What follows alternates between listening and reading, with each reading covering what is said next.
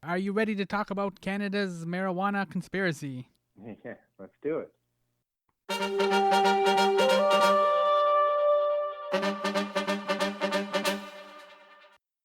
Every so often you hear a story and your first reaction is, that can't be true. That can't be real life. Wait, is it? But what if it's all true? Yo! Welcome to my Summer Lair. I'm your host, Sammy. Dave's not here, man. Younan. For this episode, I spoke to Craig Pryce, who is the writer and director of The Marijuana Conspiracy. This is not only a true story, it's a Canadian story. What? In 1972, in Toronto, 5 young women became part of a radical experiment that studies the effects of marijuana on females. Despite the agendas of the government, they used their unique strengths and friendship to overcome adversity.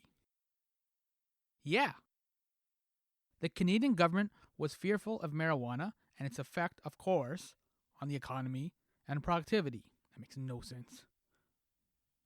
We currently see the same fears with universal basic income. Generally, when somebody is talking about diminishing productivity, that's a red flag. You can cautiously ignore most of what they have to say after that.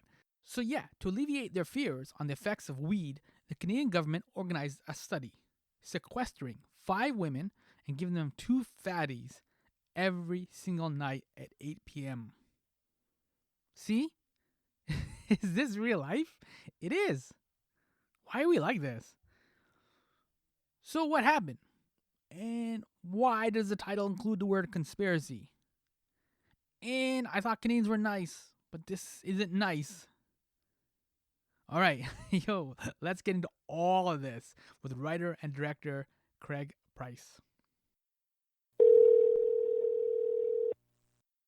I want to start with the question that one of the characters in the movie asked. So I'm going to ask you. In your latest feature, The Marijuana Conspiracy, one of the characters poses the following question. So who would you rather hang out with, Frankenberry or Count Chocula? She was, of course, talking about the classic monster cereals, right, from General Mills. So for you, Yeah, who would you rather hang out with? Frankenberry, because he's soft spoken and cuddly and would be a good friend because he's an outcast or something like that. Whatever that was, I actually wrote that line, but I thought it was I honestly would love Frankenberry.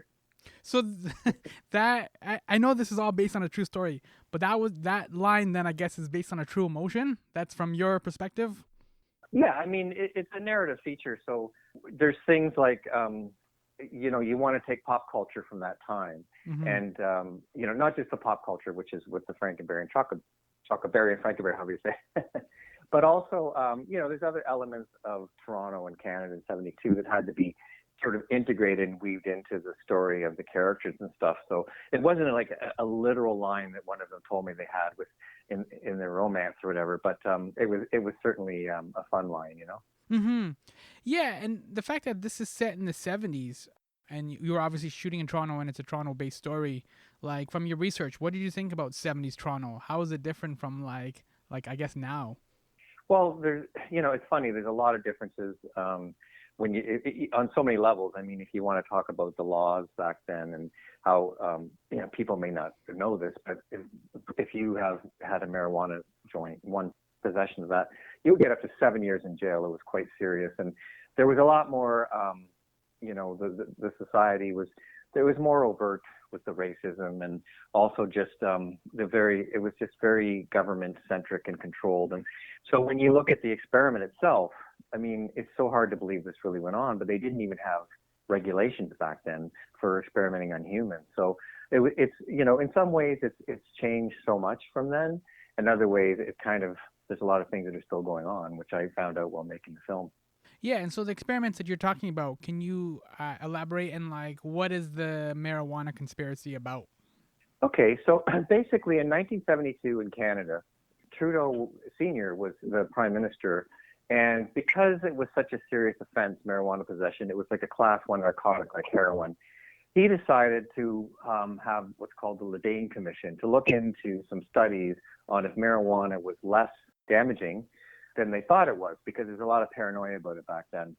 On the same token, the Ontario government, the premier right before the experiment happened, was John Robarts, and he was so against this and didn't trust Trudeau, and most of society did not like. They thought marijuana was a really bad drug, and so general society, the police, the judges, they liked the heavy sentences and things like that. So he did his own study, Robart. He hired some people to study marijuana. There's a lot of these unusual things going on at the time for many things.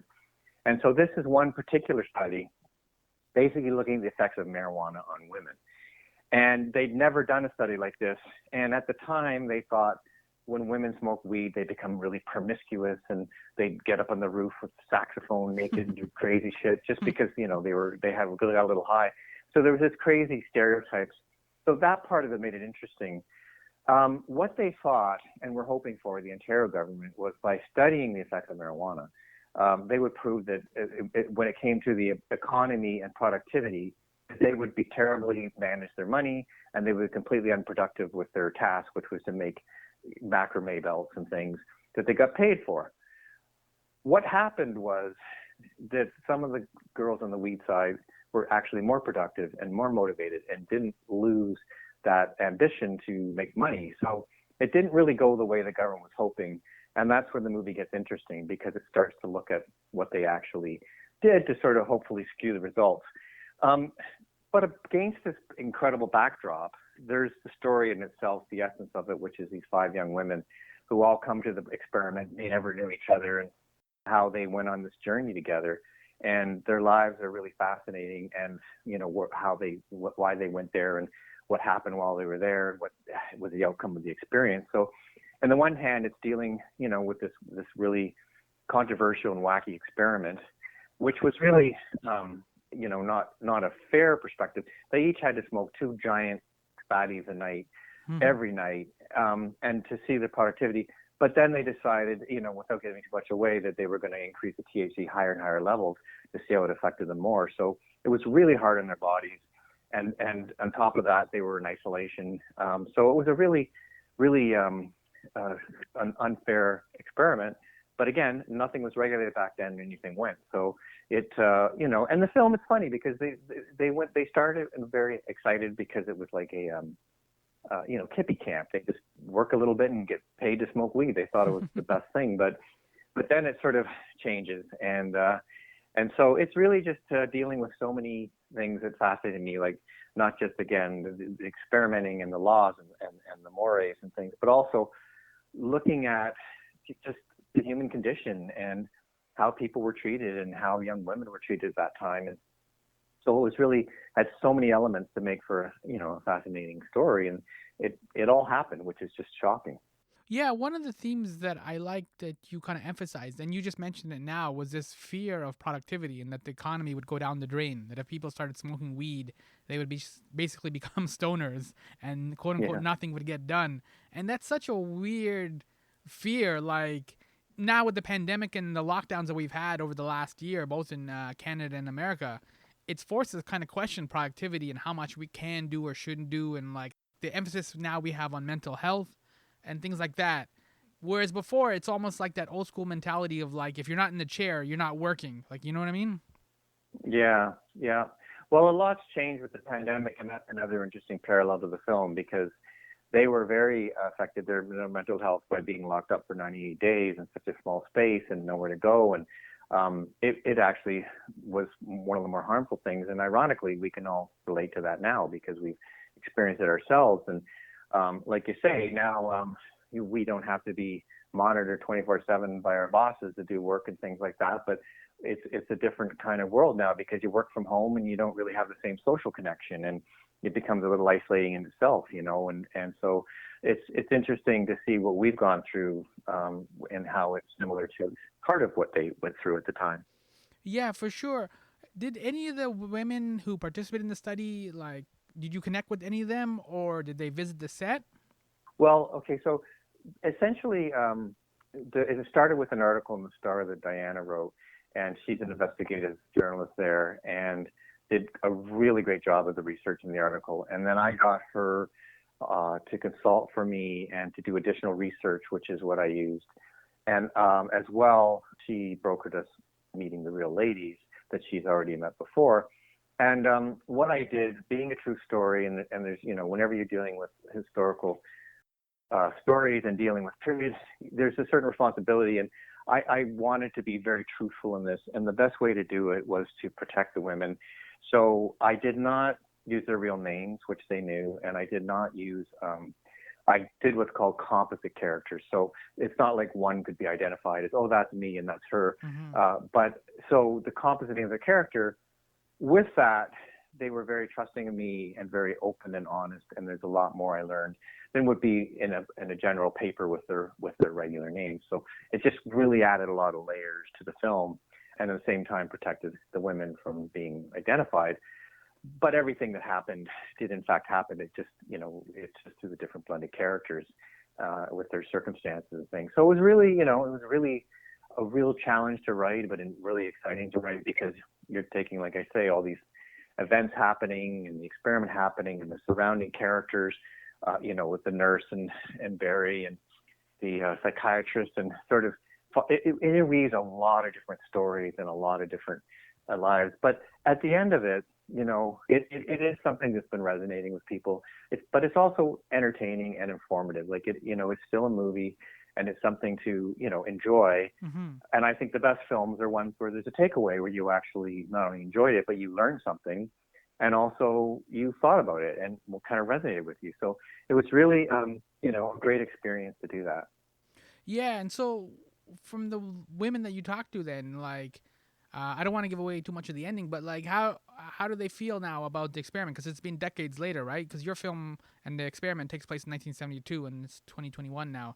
So decades later, like, are they at peace with the experiments, or are they kind of angry, or do they have a broad range of emotions or feelings about the experiment?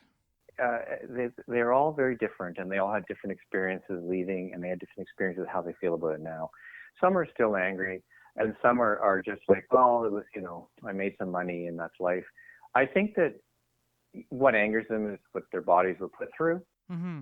And I think what angers, and again, not giving too much away, is a lot of what they did was for naught. It's not, they had valuable data, they had valuable research, and it didn't end up how they thought it was. And they were basically ignored once it was done. They wanted more answers and things. And it was like, go away, it's none of your business. And, it wasn't the results they wanted. My theory is that they were just hoping it would go away, and it didn't in a certain way. And so the government's kind of like, well, what's next to sort of propagandize?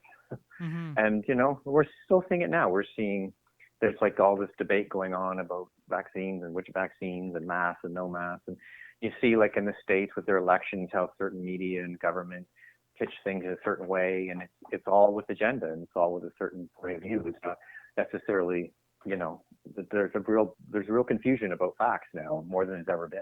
Yeah, we saw this too. Was recently on Ontario with the universal basic income pilot, right? And again, it was a lot of Mm-hmm. the same fears that kind of echo your film, where like, if we give people quote unquote free money, they won't do any work. They'll just like stay home all day and basically smoke weed, right? It's the same kind of like fears that are cropping up when they're talking about like giving them like $400 a month or $500 a month or whatever it was, which is not obviously life changing money, but for somebody who could use the money, it makes a big difference and it gives them a sigh of relief, right?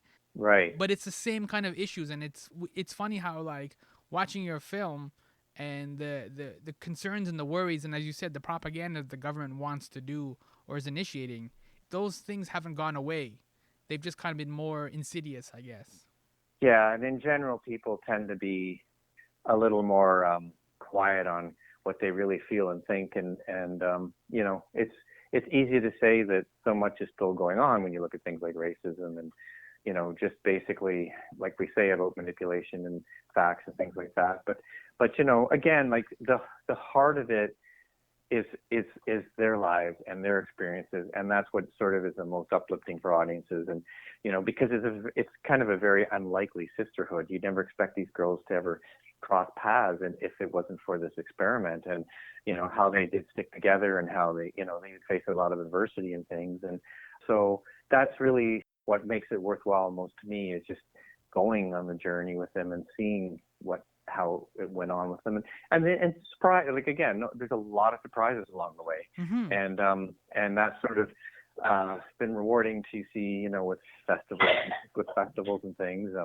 You see the audience have a lot of questions.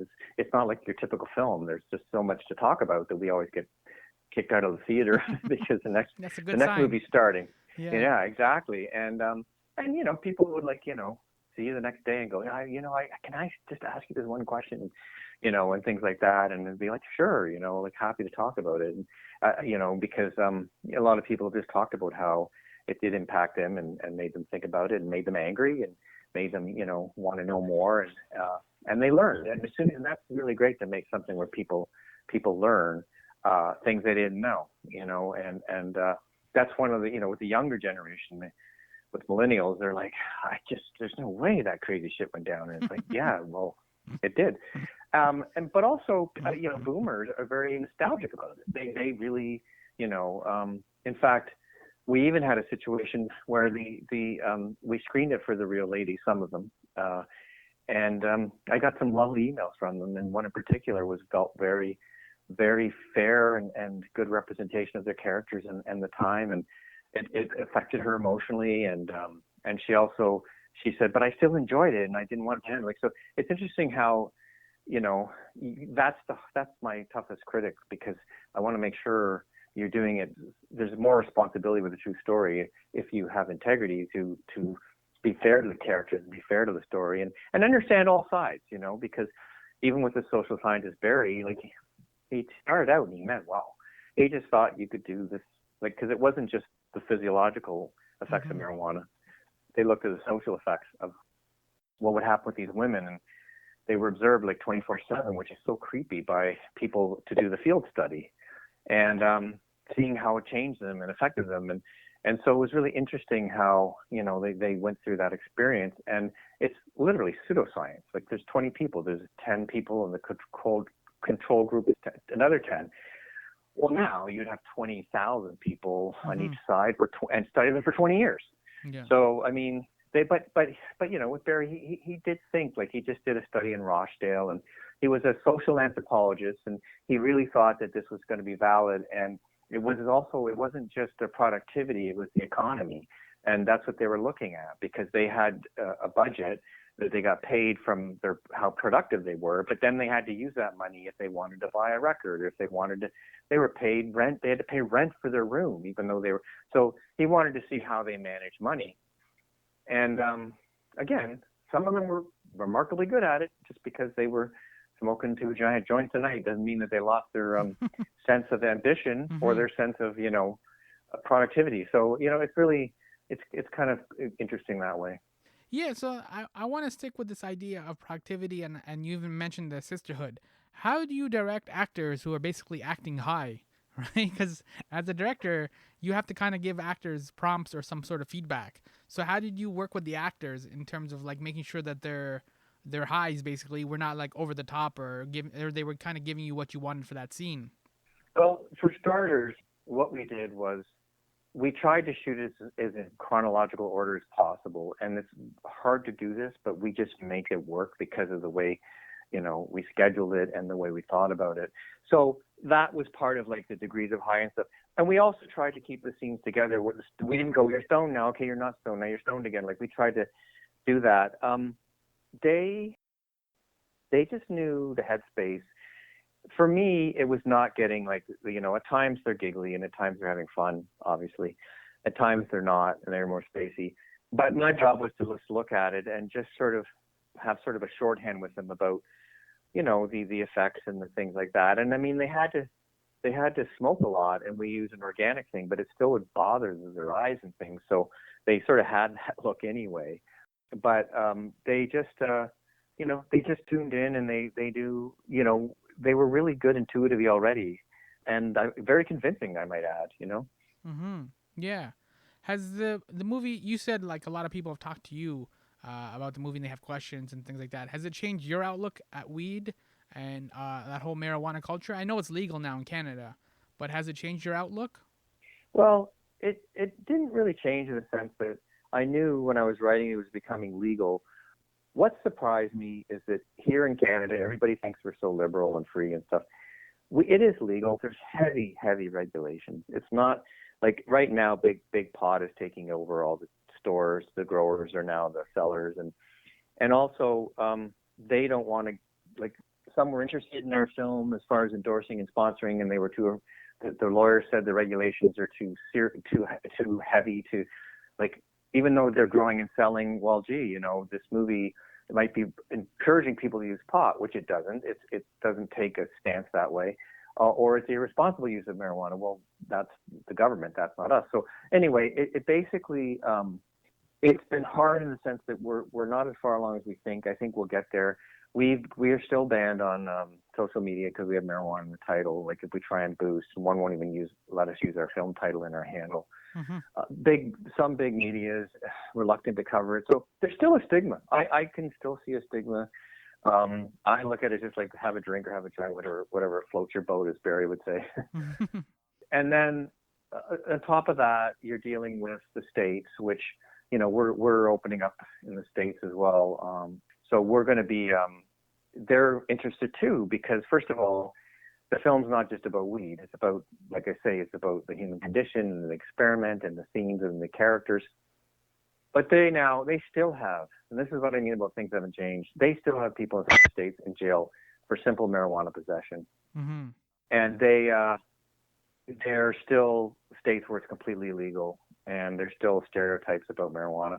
So the federal act would be a big deal, the MORE Act, M-O-R-E. They're supposed to say that they want to legalize it. It's got to pass the Senate.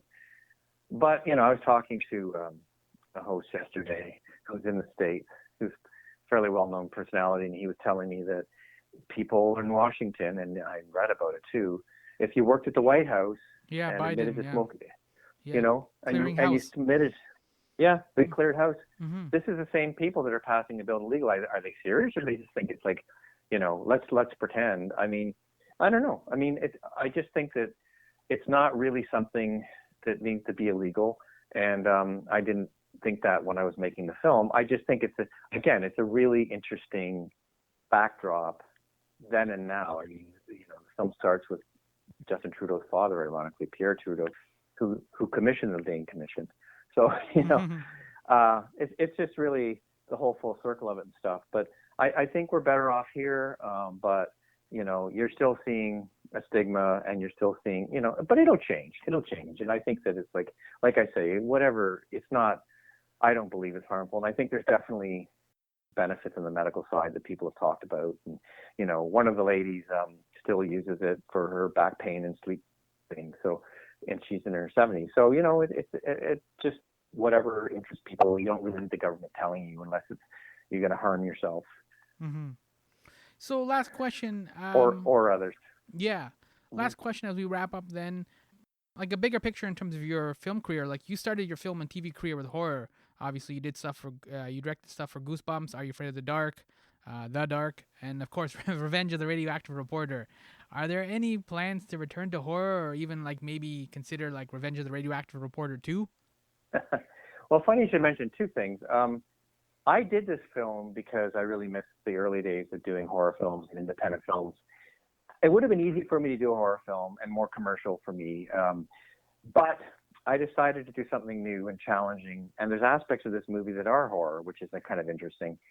So I would certainly be open to going back to it. I probably wouldn't want to do a sequel. There's a lot of resurgence for Radioactive Reporter and The Dark. In fact, they're just doing an article in The Dark coming out soon. But Fangoria just did they just write their last hard copy edition. They're now gone all digital. There was a rave about it. They said everyone says that old films are cult films. They said this is a bona fide cult film. And there's been a lot of people who reach out to me saying, can we reissue the movie and put it out again? And I'm probably going to get there. It's just that I'm busy and I want to do it right.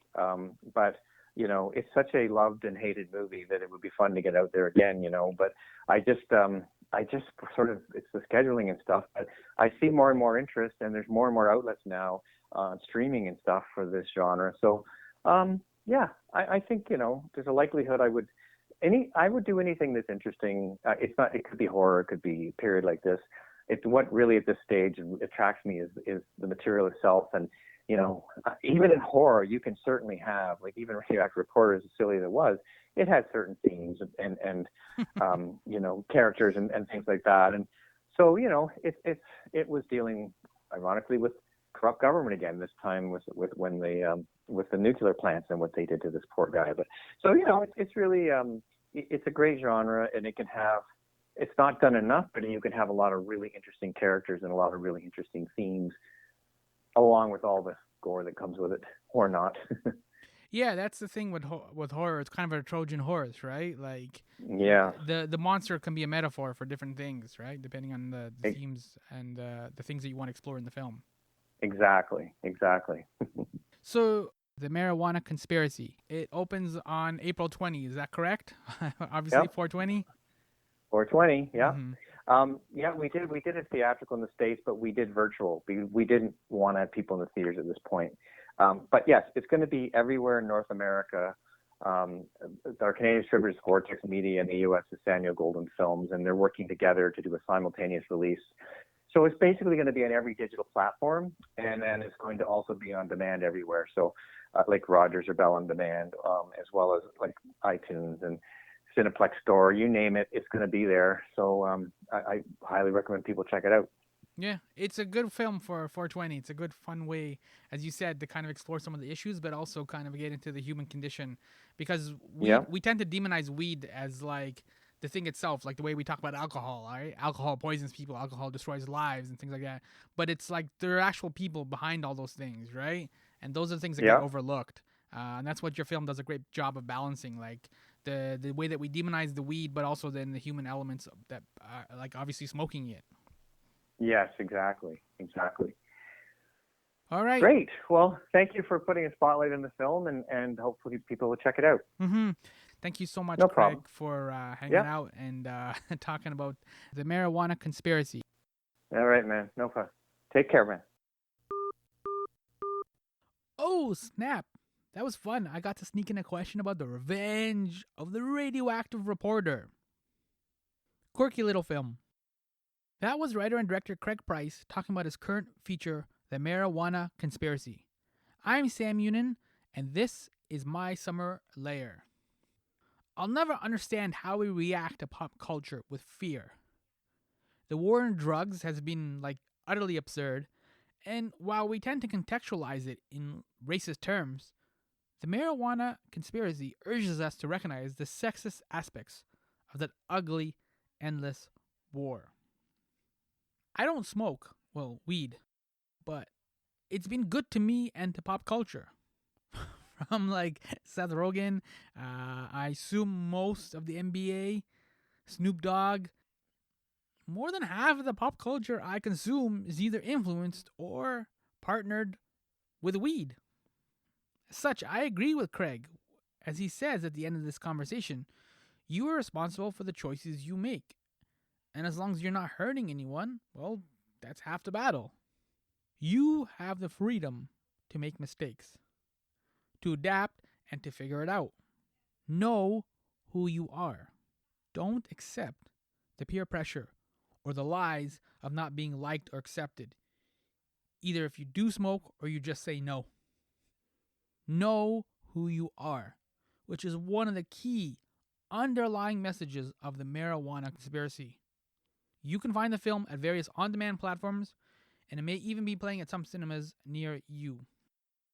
I am near you on social media, and for this fantastic social media question, tell me this. What is your favorite stoner movie? Fast Times at Ridgemont High? Or maybe Pineapple Express? Dude, Where's My Car? I kind of want to see that one. I haven't seen that one for a little while. Half Baked? Doctor Says I Need a Bacchiotomy. Do you have a favorite stoner movie? I am at My Summer Lair for all three. IG, Facebook, and Twitter are all My Summer Lair. I don't know how to do winks on this thing, but like I'm winking right now when I say, please don't forget to add me today. Get it? Stoner, forget. Anyways, I'll mercifully end this now. Thank you so much for taking the time to listen to me in a Netflix world, whether you are sober or high. Trees, yo.